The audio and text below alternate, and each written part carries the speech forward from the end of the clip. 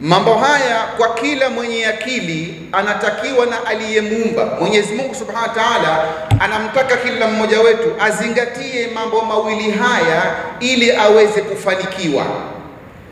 Mambo haya akasema katika Qur'an, Surat al-Isra aya 12, ya kwamba waja'alna al-layla wan-nahara ayatayn, tukafanya usiku na mchana dalili mbili kubwa kwamba Mungu yupo. Famahawna ayata al-layl waja'alna ayata an-nahari mubsira. Kisha akasema nini madhumuni? Kwamba unakuja mchana inakuja usiku, unakuja mchana unakuja usiku. Haitakiwi Muislamu kuishi kama mnyama, unalala umeshiba, unaamka na njaa, unakuta chakula unakula kisha unalala tena. Hapana, watakiwa uzingatie. Ndio maana akasema kwamba inna fi dhalika la aya, hakika katika mambo haya mawili, usiku na mchana, kwenda siku moja baada ya moja, kuna mazingatio kwa watu wenye akili. Na madhumuni makubwa ni kwamba litabtaghu fadlan min rabbikum, ili sisi waumini tutafute fadhila za Mwenyezi Mungu wetu katika usiku na mchana. Ndugu zangu, umri wetu katika dunia hii ni mfupi sana. Kwa sababu ya ufupi huu, Mwenyezi Mungu ametuwekea vitu maalum. Tukivipata tutakuwa tumepata thawabu nyingi kuliko wale walioishi miaka 900, 1000 mpaka 2000. Sisi tutakuwa tupata mambo mengi sana zaidi. Ndio maana Mtume wa Mwenyezi Mungu atuambia, if'alul khaira dahrakum, fanyeni khairi katika siku mnazoishi katika ulimwengu wenu. Wata'ridu nafahati rahimatillah, na mtafute nafahati, yani vitu Mwenyezi Mungu alivyokupeni. Nafahati ni privileges, ni vitu ambavyo ukipata umefanikiwa. Mtume anatuambia kuna vitu Mungu katuwekea, unatakiwa uvitafute. Ukisadifu kukipata ushafanikiwa. Fa inna lillahi nafahatin min rahmatihi, Mwenyezi Mungu katika dunia hii ana privilege, ana vitu maalum ametuwekea rehema zake maksudi. Yusiru biha man yasha, Mwenyezi Mungu humpa mtakaye mambo kama haya min ibadi, katika waja wake. Mtume akasema wasallallaha, muombeni Mwenyezi Mungu an yastura awratikum wa an yu'mina rawatikum. Alhadith rawahu at-Tabrani wa hasanahu al-Albani kama ilivyokuja. Ndugu zangu, tumo katika mwezi mtukufu wa Rajab. Rajab ni miongoni mwa miezi mitukufu, bali ni miongoni mwa mwezi ambao kwamba hata jina lake Rajab maana yake ni kitu kitukufu, ndo Rajab. Mwezi ambao umepata bahati ya kutukuzwa fil jahiliya wa fil Islam. Umetukuzwa mwezi huu tangu mtume hakuzaliwa, ukatukuzwa na waliokuwa wakiishi wakati huo. Ilikuwa katika siku kama mwezi kama huu watu wanaacha kila mambo mabaya.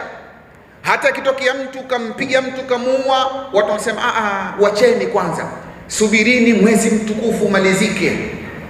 Muharram, mwezi huu tulikuwa nao Rajab, ni mwezi miongoni mwa miezi mitukufu, bali ni mwezi ambao kwamba umeitwa Rajab Mudhar kwa sababu ya lile kabila ambalo kwamba lilikuwa likiutukuza sana mwezi huu.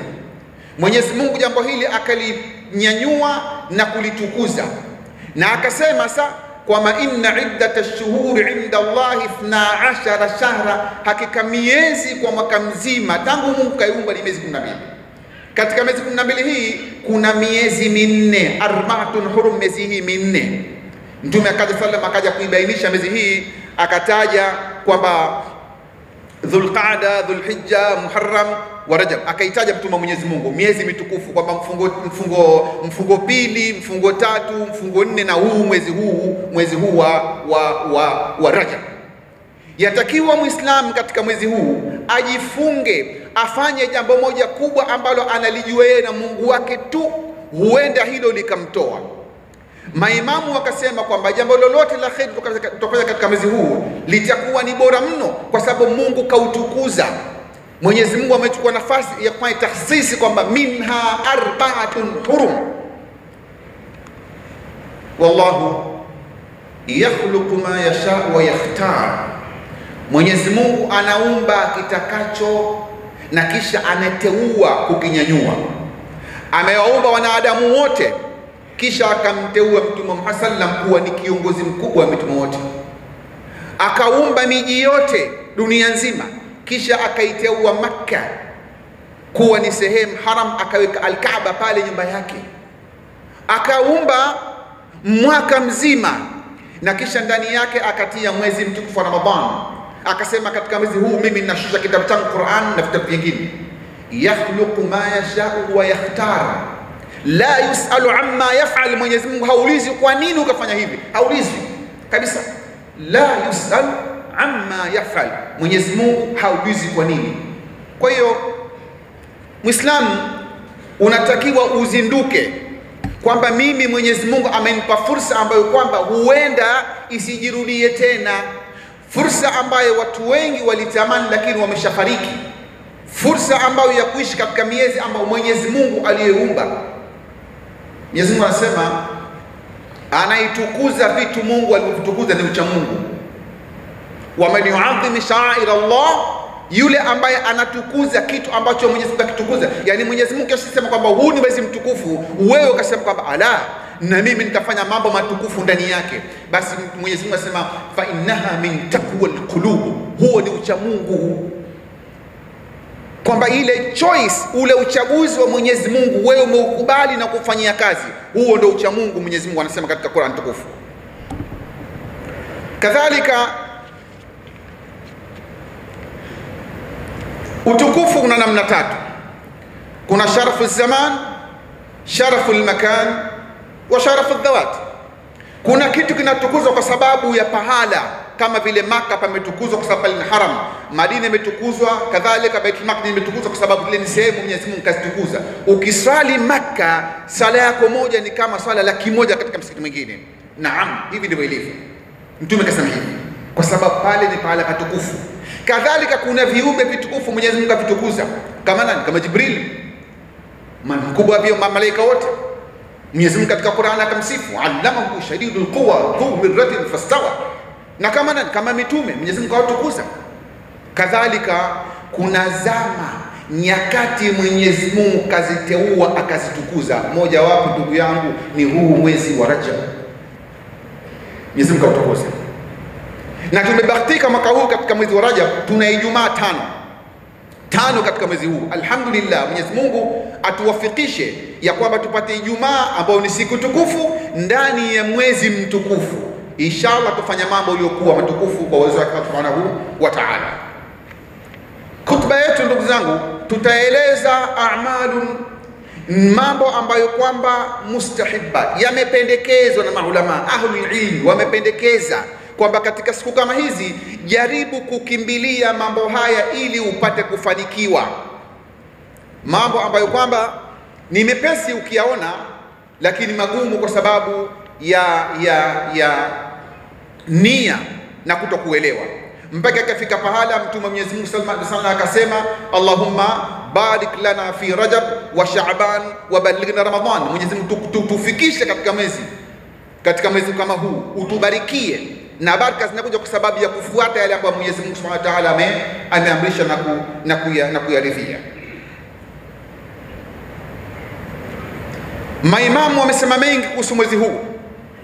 Mmoja wapo Sheikh Abu Bakar al-Warraq al-Balkhi anasema kwamba shahru Rajab shahru lizar'i, mwezi wa Rajabu ni mwezi wa kupanda mazao.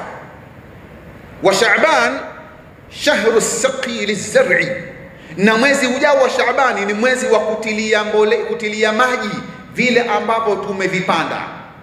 Wa Ramadhan shahru hasadi zar'i, na Ramadhani ni mwezi wa kuja kuvuna. Nini maana yake? Maana yake ni kwamba unapotaka kusimama qiyamul layl katika Ramadhani, lazima uanze kufanya kheri sasa. Uburuge kile kiwanja chako, shamba lako uliburuge, upande mmea kuanzia sasa. Wengi tunaghafilika, tunakuja kuzuka katika Ramadhani, unazuka tu na mimi nitakusimama qiyamul layl, huwezi. Unajikuta siku mbili umechoka, unaachilia mbali. Hiyo Ramadhani vile vile unajikuta siku mbili umechoka, unaachilia mbali. Kwa sababu gani? Kwa sababu hukuwa na matayarisho, al-istidad. Mwenyezi Mungu anatuambia mapema katika Qur'ani kwamba fanyeni matayarisho, wa'iddu, fanyeni matayarisho kiasi mtakachoweza, kwa sababu ya mambo ambayo makubwa yanakuja mbele yake. Mwezi huu Ukifanya jambo jema, Mwenyezi Mungu anakulipa mara nyingi zaidi, kwa sababu Mwenyezi Mungu kautukuza. Kadhalika ukifanya jambo baya vile vile, Mwenyezi Mungu anakulipa zaidi mabaya, kwa sababu Mwenyezi Mungu katika mwezi huu kautukuza. Tayeb,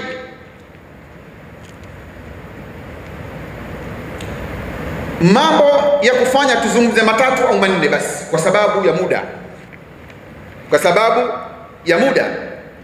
Sisi ndugu zangu, mwaka mzima umepita, tunafanya mambo mengi machafu, tunakosea kwa makusudi, kwa bahati mbaya.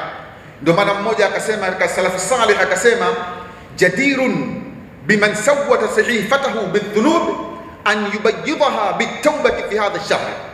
Yatakiwa ni jambo la kuingia akilini kwa mtu mwenye akili, ambaye kwamba kaishi mwaka mzima huu, kakosea, kamsukuma huyu, kamdhulumu huyu, kamsengenya huyu, kafanya bahati mbaya hivi, kachukua hivi, kitabu chake kimeingia madoa mengi meusi cha amal.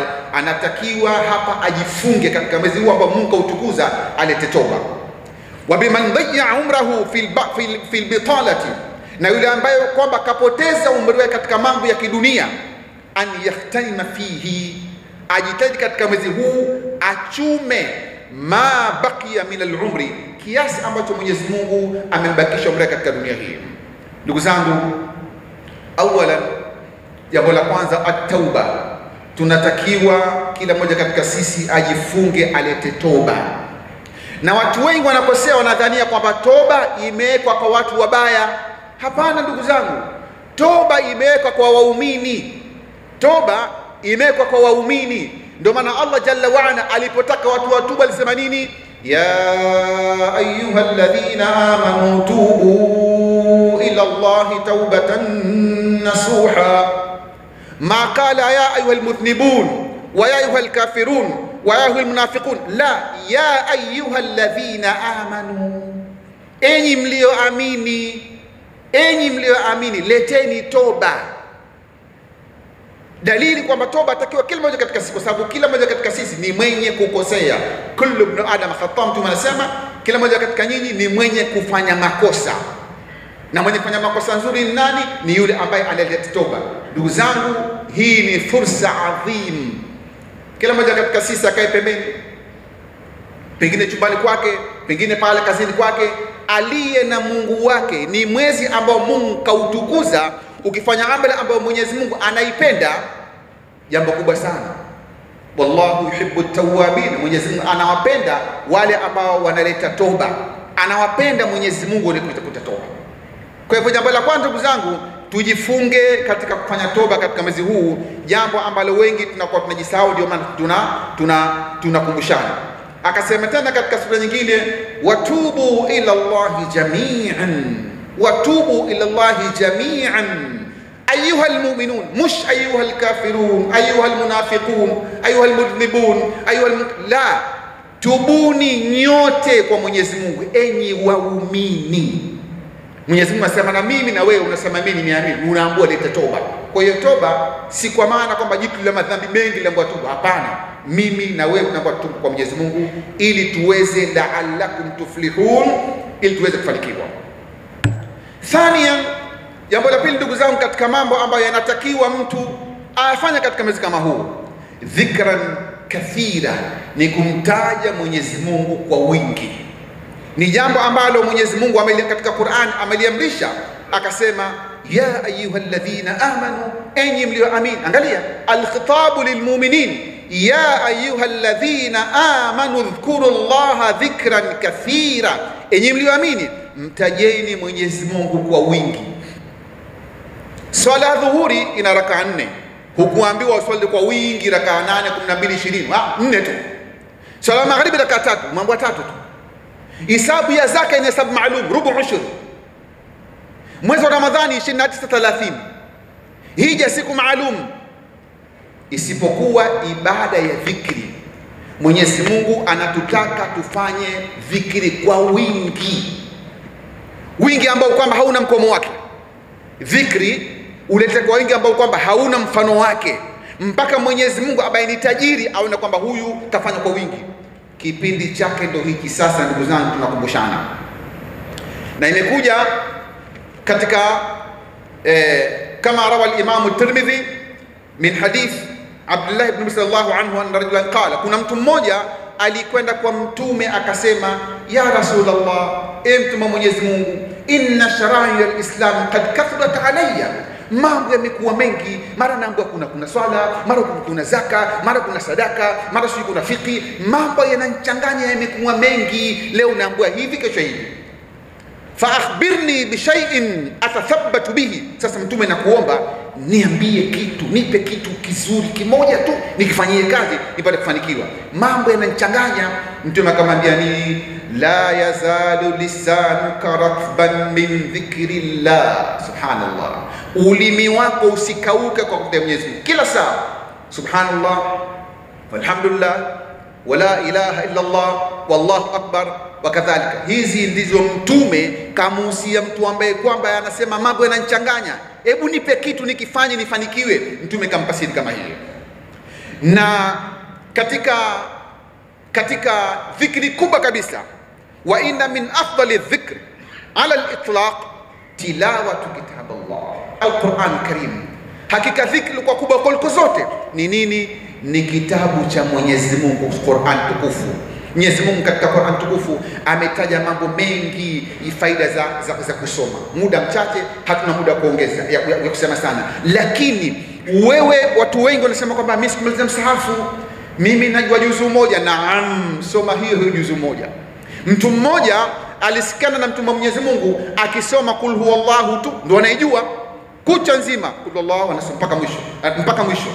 Mtu mwingine akasema kwamba huyu jamaa anasema kul huwallahu, yani kama kaidharau. Mtume akasema we, hiyo ni thuluthi ya Qur'ani, akisoma tatu ni kama msafu mzima. Kwa hiyo kama huwezi kusoma al-Baqara au al-Imran au al-An'am au at-Tauba au an-Nisa, masuala makubwa, shikamana na zile unazoziweza, soma tabati yada, ukimaliza tabati yada, hivyo.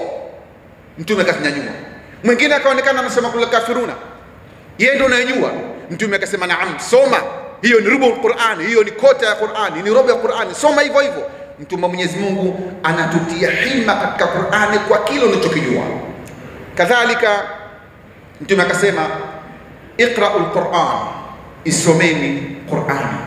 Iqra'ul Qur'an fa innahu yati yawm al-qiyamati shafi'an li ashabi, siku ya kiyama kutakuwa hakuna wakili wa kumkodi, wakili atakuwa ni Qur'ani ambayo ulikuwa ukisoma kwa kiasi takachoweza. Si lazima sote tuwe mahafidhi wa Qur'an, hapana. Si lazima sote tuwe maimamu, si lazima sote tuwasomaje tajwidi, hapana. Kila mmoja katika sisi asome kile Mwenyezi Mungu ambacho amemjalia. Kwa hiyo ndugu zangu, haya mawili tumeyataja ya kwanza, tutakuja kumaliza mawili mengine baada ya katika khutba ya pili.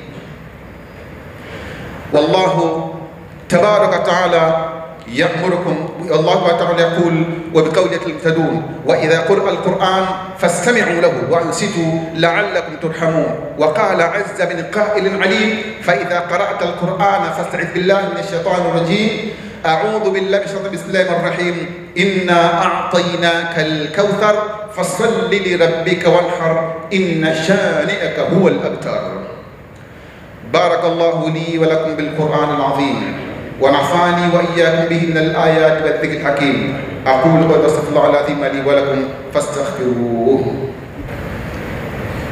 الحمد لله وحده والصلاة والسلام على من لا نبي بعده، وأشهد أن لا إله إلا الله وحده لا شريك له، وأشهد أن محمدا عبده ورسوله. اللهم صل وسلم عليه وبعد. ndugu waislamu, fausikum wa nafsi almudhiba bitaqwa Allah. Amma الثالث من الأعمال المستحبة الصوم، وهي عبادة جلية رغب فيها التشريع الإلهي ترغيبا آكدا، حيث نسبها الله تعالى لذاته العلية. Jambo la tatu ndugu zangu tunahusiana ni saumu.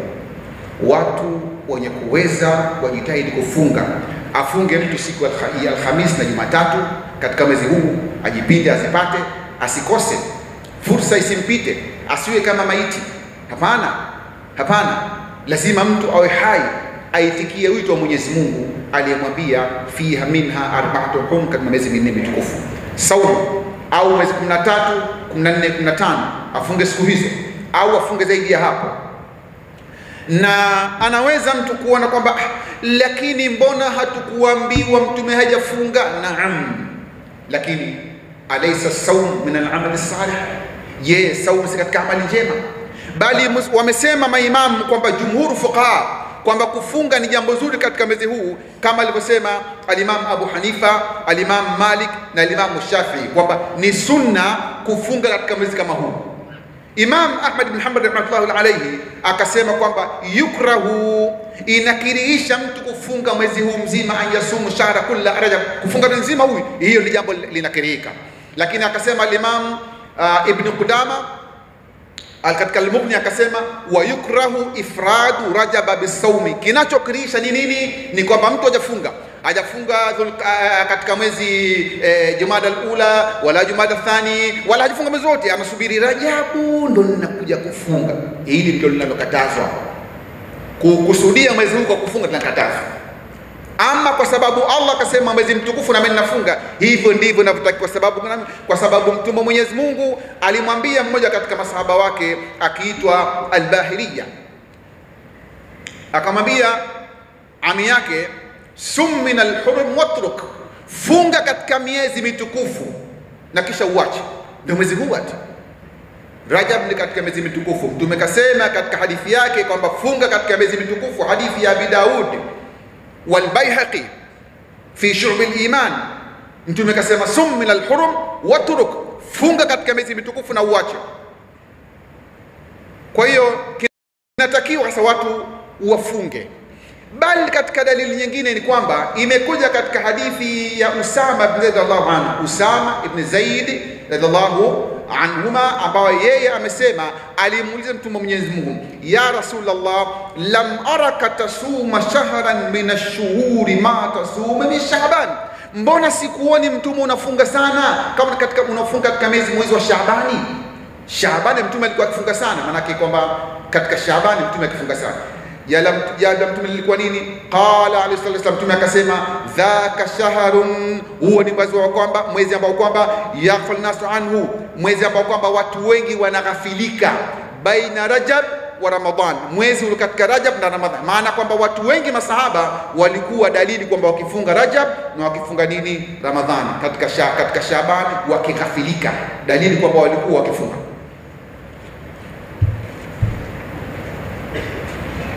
Ndugu zangu, wakati umekwenda, lakini mambo yalikuwa ya matano.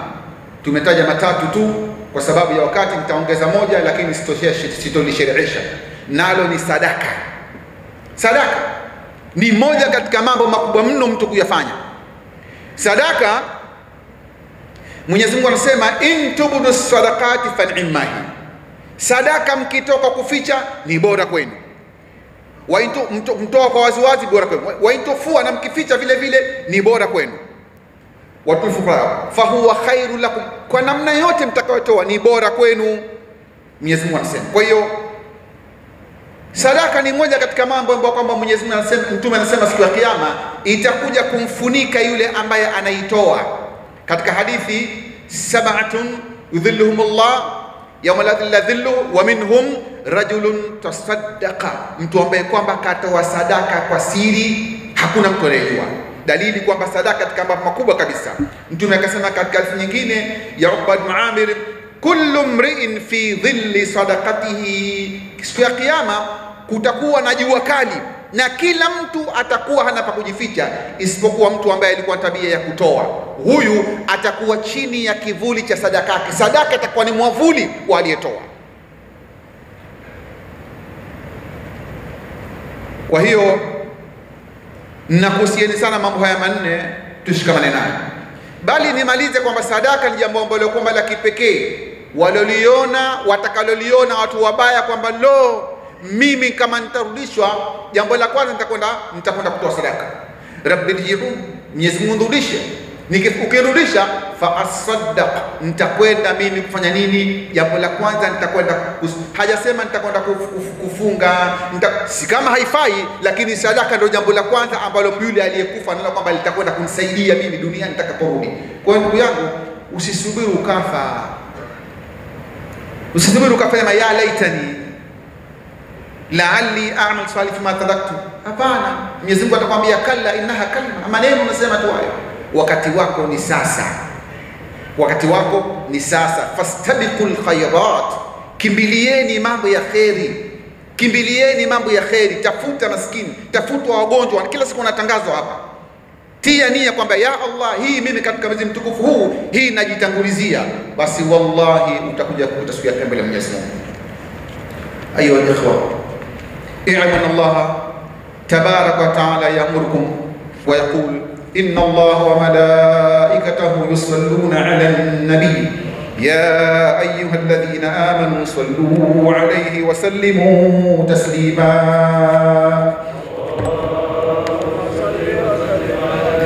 وارض اللهم عن جميع صحابة رسولك المختار، خصوصا منهم الأربعة الخلفاء أبي بكر وعثمان وعلي.